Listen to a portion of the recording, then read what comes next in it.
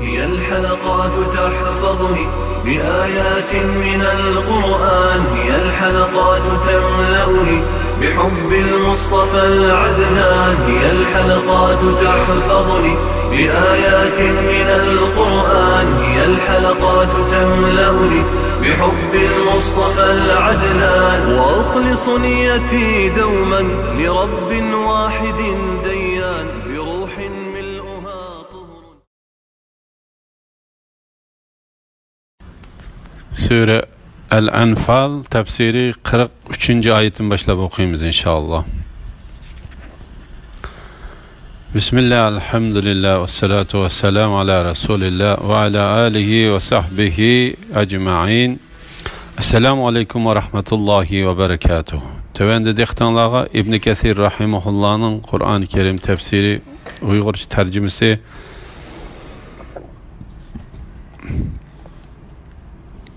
Sure El-Enfal tefsirinin 43. ayetinden başlap okuyumuz inşallah. Ba'de auzu billahi mineşşeytanirracim.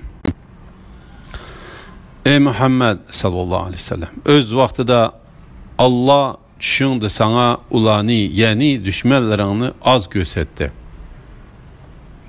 Eğer sana ulanı köp gösterken bolsa, sizlerge çokum korkunuş düşetti ve jang işida çokum talaş kılattınlar. Lekin Allah sizlarni bundaq qilishdan saqladi. Allah dilinglardikini albatta bilib turg'ichidir. Allah bo'lishga tegishli ishni ishga oshirish uchun dushman bilan urushga chiqqaninglarda, dushman bilan urushgan cheg'inglarda dushmanlarga qarshi turishga jur'at qilsin deb ularni sizlarning ko'zinglarga az ko'rsatdi va sizlarni ularning ko'zlariga sizlarga qarshi tayyorliqda bo'lmasin deb az ko'rsatdi. Hamma ish Allohga qaytarildi.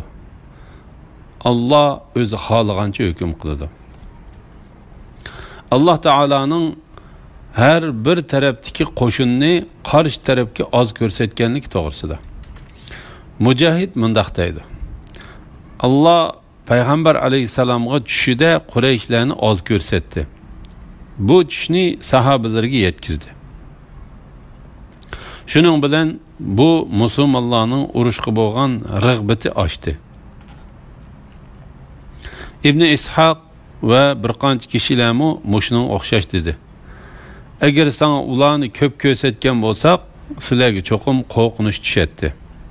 Ya'ni sizlar ulardan cho'qim qo'rqqan bo'ladinglar va oranglarda ixtilof chiqqan bo'ladi. Lekin Allah sizlarni mundaq qilishdan saqladi. Ya'ni sana dushmanlarni oz ko'rsatish orqali bu ishdan saqlab qoldi. Allah dillardikini albatta bilib turg'ichidir. Ya'ni dillarga yo'shirin narsalarni, dillarga yo'shirgan narsalarni bilib turg'ichidir. Allah ko'zlarning xiyonatini va dillardagi yo'shirin narsalarni bilib turdi. Allah bo'lishga tegishli ishni ishga oshirish uchun dushman bilan uchrashgan cheg'inglarda dushmanlarga qarshi turishga jur'at qilsin deb ularni sizlarning ko'zinglarga oz ko'rsatdi. Bu ham Allah Teala'nın Müslümanlığa kılgan merhametidir. Çünkü Allah ularning ko'zlariga düşmanlarını az ko'rsatdi. Bunun bilan Müslümanlarning sepida kafirlarga qarshi jur'at paydo bo'ldi. Abu İshaq Sabi'i Abu Ubaydadan Abdullah ibn Mas'ud radıyallahu anhu'nun mundaq deganligini rivoyat qiladi. Bedir urushi bo'lgan kuni düşmanlar bizning ko'zlarimizga haqiqatan oz ko'rindi. Hatta yenimdagi odamlarga ularni 70 atrofida ekan dedi. Keyin biz ulardan bir odamni tutib olib, uningdan ularning sonini so'radik. U biz 1000 odam edik dedi. Buni İbn Abu Hatim va İbn Jarir rivoyat qilgan.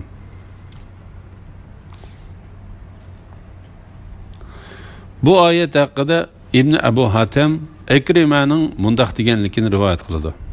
Allah her ikkili tarafni bir-biri bilan urush qilishga qiziqtirdi. Muhammad ibn Ishaq Yahya ibn Ubaddan Ubada ibn Abdullah'ның Allah Taala Allah bo'lishga tegishli ishni ishga oshirish uchun degan oyat haqida mundaq deganligini rivoyat qiladi. Ya'ni Allah intiqom olishga tegishli kishilardan intiqom olish uchun ne'matlardan to'liq bahramand qilishga tegishli bo'lgan do'stlari mu'minlarga ne'matlarni ato qilish uchun ularning orasida Badr urushini amalga oshirdi. Bu oyatning umumiy ma'nosi shuki, Allah Taala har ikkili tarafni qarshi taraf ustidan mag'rurlantirib, ularning urushga qiziqishi uchun bir-biriga sonini oz ko'rsatdi. Bu ahvol urushga sap tuzganda yuz berdi. Ammo urush qizib ketgan. Allah mu'minlarga orqam-orqa tushib turadigan ming farishta bilan yordam bergan chaqda kafirlarga mu'minlarning soni 2 hassa ko'p bo'lib ko'rindi.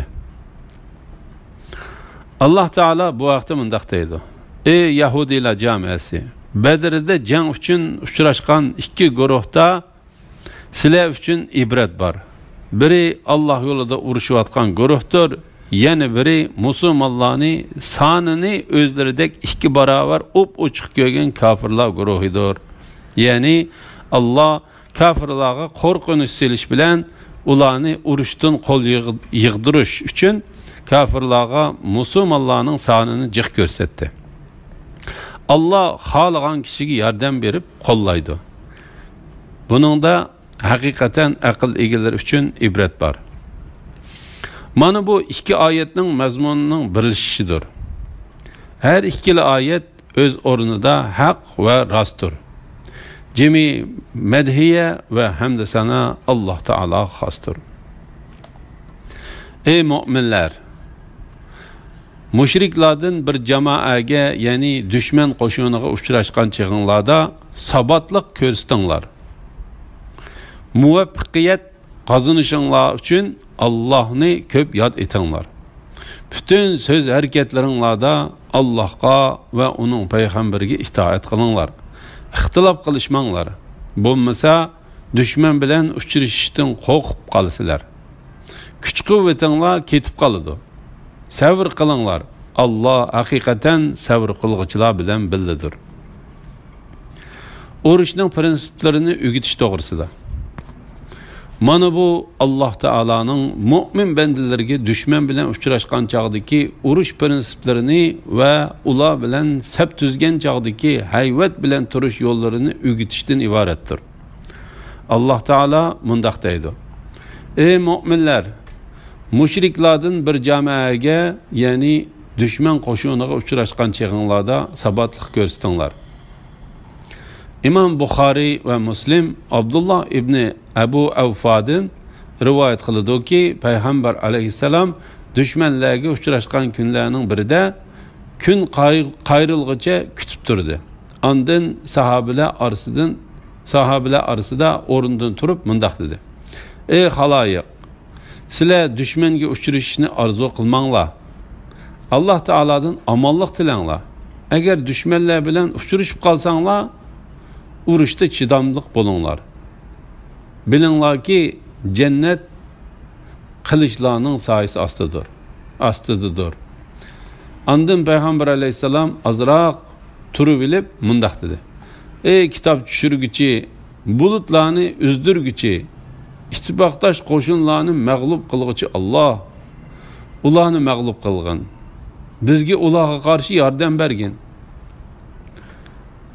Ka'b ibn Axbarning mundaq deganligini rivoyat qildi: Allah Taalaga Qur'on o'qish va zikr qilishdan yaxshi ko'riladigan hech ish yo'q.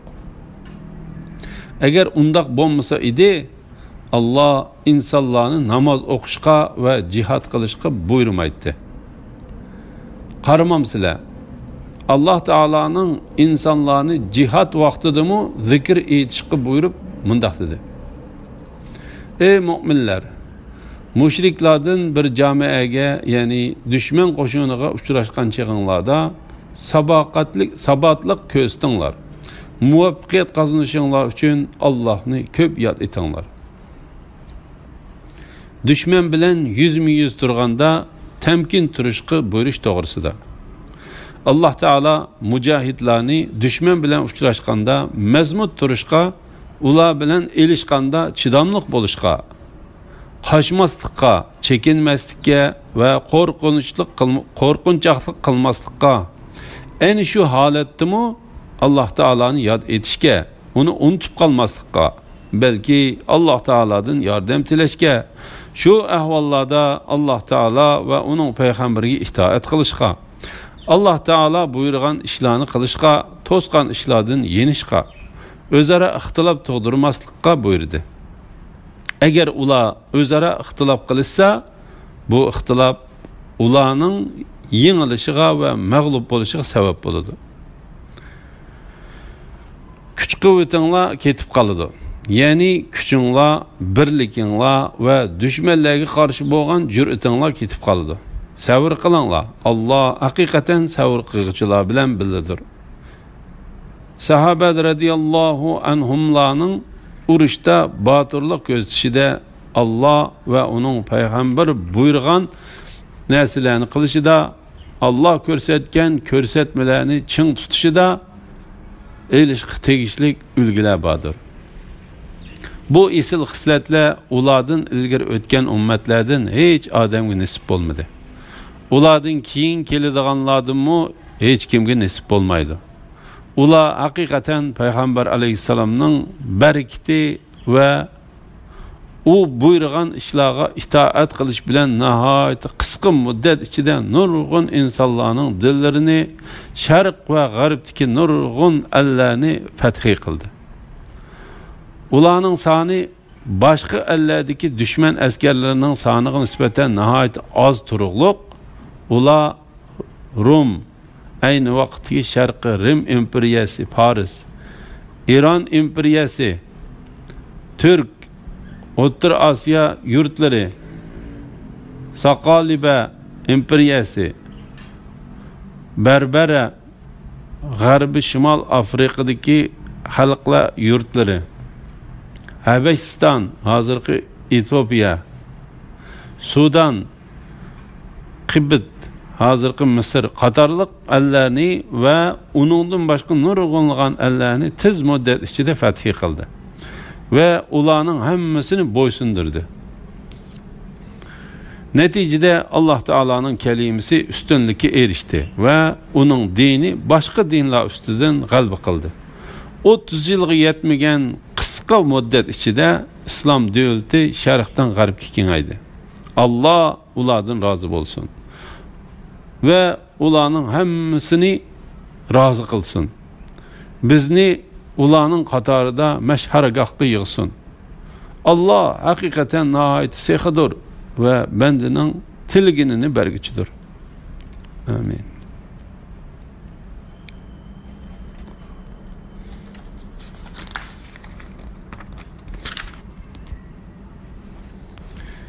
Yurtlardan çoğunçılık ve riya bilen çıkan kişiler, yani Quraysh müşriklerge okşaş bolmanglar.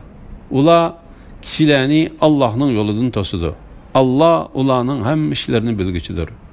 Öz vaxtıda şeytan ulağa qabih amellerini çıraylık göstüp, hiç qandaq kişi sizlerini yenilmeydi. Men hakikaten sizlerge medetkar degen idi.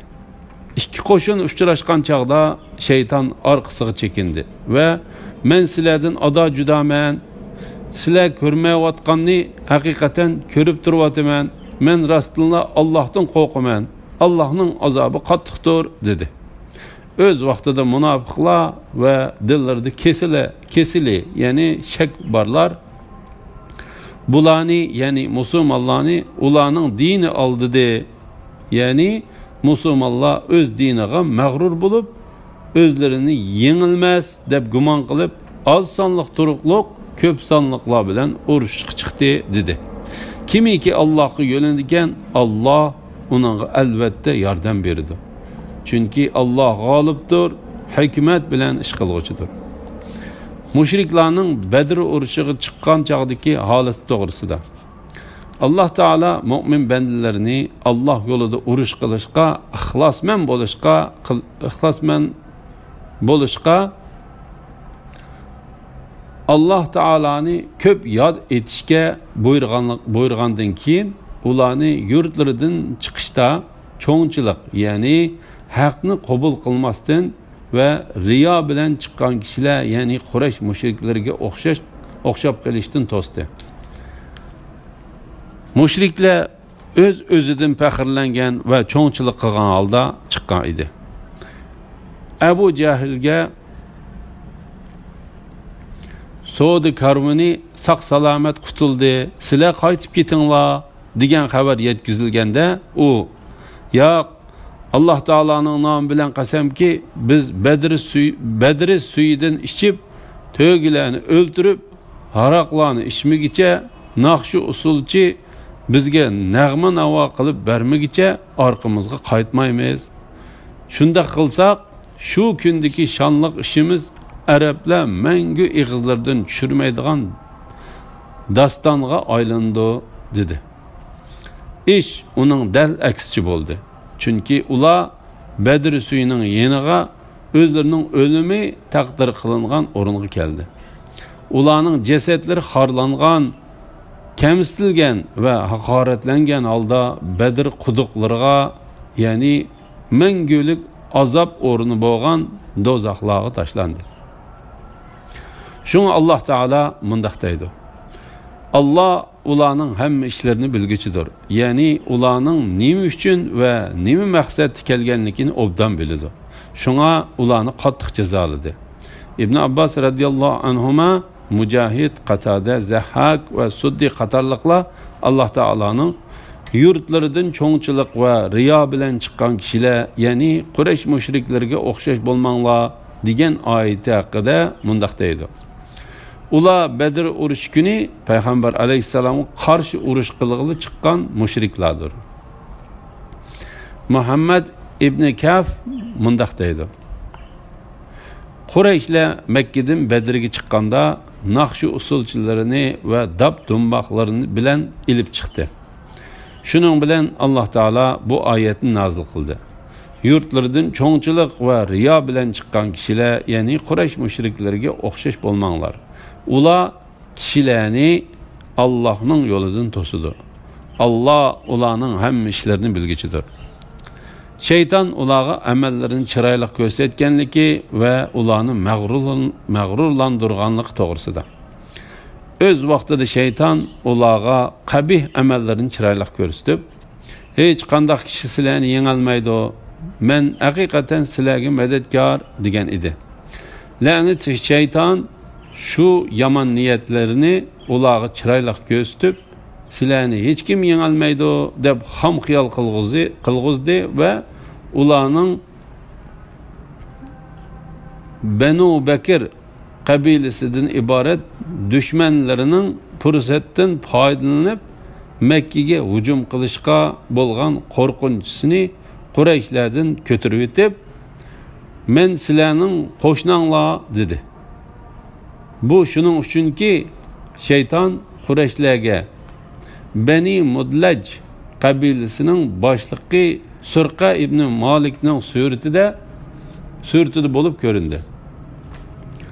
Suraqa Makka atrofidagi qabilalar orasidagi ko'zga ko'ringan odam edi. Shayton Qurayshlarni ayni shundoq oldi. Alloh taolo bu vaqtda mundaq deydi. Shayton ularga yolg'on va'dalarni berdi va ularni xam xiyolga soladi. Ya'ni amalda ishga oshmaydigan orzularni ko'ngliga soladi. Shayton ularga faqat yolg'onni va'da qiladi. Ibn Jurayj, Ibn Abbas radhiyallohu anhumaning tafsir bo'layotgan oyat haqida mundaq deganligini rivoyat qiladi.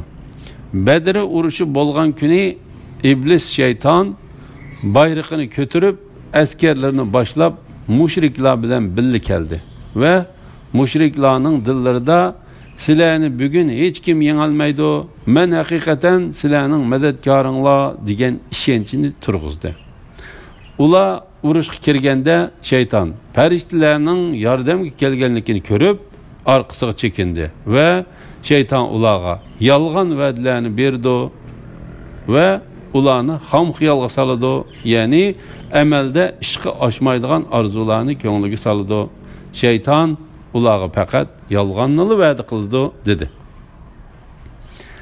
Ali ibn Abu Talha ibn Abbas radhiyallohu anhumaning mundaq deganligini rivoyat qiladi. Badr urushi bo'lgan kuni iblis shayton askarlarini agashtirib, bayrog'ini ko'tarib, Bani Mudlij qabilasidagi Suraqa ibn Malikning suratida bo'lib keldi.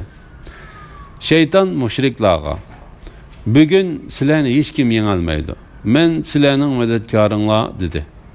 Qo'shinlar sepki turganda payg'ambar alayhisalom bir changal to'pi ilib mushriklarning yuzlariga qartib otdi. Ular orqasiga chekindi. Jibril alayhisalom iblisga qarab keldi. İblis mushriklardan bir odamning qo'lini tutib turadi. İblis Jibril alayhisalomni ko'rib, qo'lini darhol tortib orqasiga chekindi. Uning bilan askarlarimi birga chekindi. Heyliqi mushrik: "Ey Suraqa, sen bizning madadkorimiz ekanligingni da'vat etding-ku" dedi. İblis: "Men haqiqatan sizlar ko'rmayotganini ko'rib turibman. Men rostdanla Alloh taoladan qo'rqaman. Allah Taala'nın azabı qattiqdir" dedi. Bu ahval o farishtalarni ko'rgan chaqda bo'lgan edi. Mushriklarning Badr urushiga tutgan pozitsiyasi to'g'risida o'z vaqtida shayton ularga qabih amallarni chiroyli ko'rsatib, hech qanday kishi sizlarni yengolmaydi, men haqiqatan sizlarga madadkor degan edi. İki qo'shin uchrashgan chaqda shayton orqasiga chekindi va men sizlardan oda judaman. Sizlar ko'rmayotganni haqiqatan ko'rib turibman. Men rostdanla Allohdan qo'rqaman. Allohning azobi qattiqdir dedi. Ali ibn Abu Talha ibn Abbas radhiyallohu anhumaning bu oyatning ma'nosi haqida mundaq deganligini rivoyat qiladi. İki tarafning qo'shinlari bir-biriga yaqinlashgan chaqda Allah musulmonlarni mushriklarning ko'ziga az ko'rsatdi. Mushriklarni musulmonlarning ko'ziga az ko'rsatdi. Mushriklar musulmonlarni ularning dini aldabdi dedi. Ular bu so'zni musulmonlarning soni ko'ziga az ko'ringanligi uchun qilgan edi. Ular musulmonlarni cho'qim yengib olamiz deb o'ylaydi va buningdan hech shaklanmaydi. Andın Allah Teala mundaq dedi: "Kimiki Allah'a yo'linadigan, Allah unaga albatta yordam beradi. Chunki Allah g'olibdir." Qatada mundaq deydi: "Mushriklar mu'minlardan bir turkum kishilarning Allah Teala'ning amr farmonlariga qattiq yepishganligini ko'rdi. Bizga bayon qilinishicha Abu Jahil sarkashlik va tarsoliq yuzidan Allah Teala'nın namı bilen qasam ki musulmonlar bugundan keyin Allah Teala ibadet qilmaydi dedi. Amir Şa'bi mundaq deydi: Mekke ahlidan bir turkum kishilar islom haqida so'zlashdi. Ondan ular mushriklar bilan Badrga chiqib, musulmonlarning sonining az ekanligini ko'rganda ularning dini aldabdi dedi. Kimiki Allah'a yo'linadigan, ya'ni Allah Teala'ning kuchiga tayanadigan, yo'linadigan, Allah uningga albatta yordam beradi. Chunki Allah g'olibdir. Ya'ni Allah Teala'ga iltijo qilgan kishiga zulm qilinmaydi. Chunki Allah Teala g'olibdir, qudratlidir, buyuk podshohdir. Hikmat bilan ish qilg'uchidir. Hamma ishni o'z o'rniga qo'yg'uchidir. Yordamga haqliq bo'lgan kishiga yordam beradi, mag'lubiyatga haqliq bo'lgan kishini mag'lub qiladi. Alhamdulillah. Alloh shukrlar bo'lsin. Yuqorida sura Al-Anfal tafsiridan 49-oyatgacha angladinglar. Oxirini keyin qitimliq o'qishimiz davomlashtiramiz. Va sallallohu ala Muhammad va ala alihi va sahbihi va sallam. Assalamu alaykum va rahmatullohi va barakatuh.